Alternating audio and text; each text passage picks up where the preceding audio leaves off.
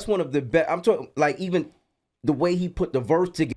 He said how potent his lines was. Kiss like a soda. Right, like, and you got to remember the climate of hip hop at that time. Yeah. Nobody expected somebody to go at Jada. Nobody. Like Jada was looked as like he's the pinnacle of bars at that time. You know what I'm saying? So for Beenz to get at him, kind of put Beenz in a spot where it's like, oh nah, he's one of the ones. You know what I'm saying? Yeah. So I appreciate that response. I like Jada's response to it. I just didn't like the fact he put it over a disco record. That kind of always threw me off. But you know, on the Cisco beat. Kiss gonna eat. It's me and you. All right, that was dope. All right, my question is a little bit more about your past peers.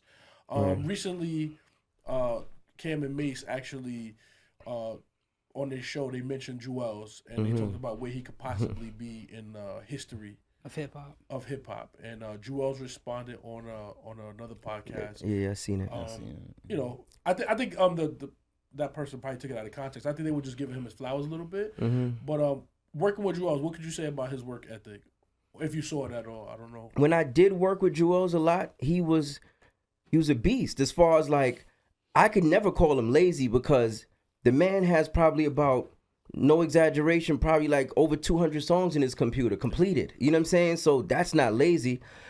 I just think Juelz thinks too much about what's going to happen when I put this out. How are people going to receive it? You know what I'm saying? I think that if he just understood that people really just want to hear him. Yeah. Right. You know what I'm saying?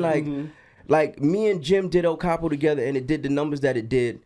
But I strongly believe that if I do the same type of project with Juelz, it does double the El Capo numbers. Just because they, particularly Dipset fans, want to see me and Juelz for whatever reason do a project together. Is a fact. You know what I'm saying? So question, I know he says he has a new project because he's been threatening us with that for a long time. Yeah. Are you on any of that?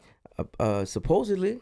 I haven't heard it. I'm just saying that to say I haven't heard it. You know what I'm saying? Like, I've sent him a ton of music that he said he recorded to, but we going on now like 18 months, and I haven't. Has that ever clashed where you send somebody music and then it's like, oh, I was just about to do something with it. I had it already.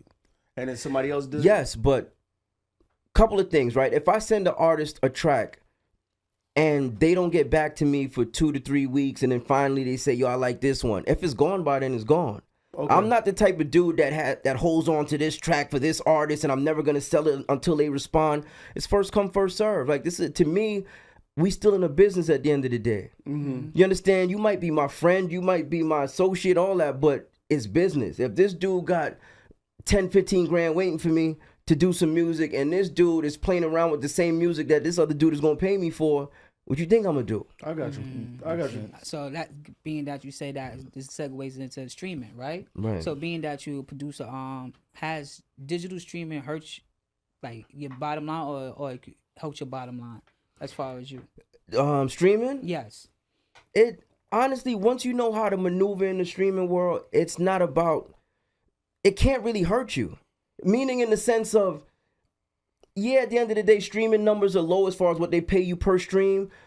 But if you have a name, like, let's just say people know you for something. Like, people know me for making certain types of music, right? I can always go get my money in different avenues in different areas. The streaming market is one piece of a huge puzzle. Right. A lot of people depend on that. Like, yo, they only giving us 0.003 cents for a stream.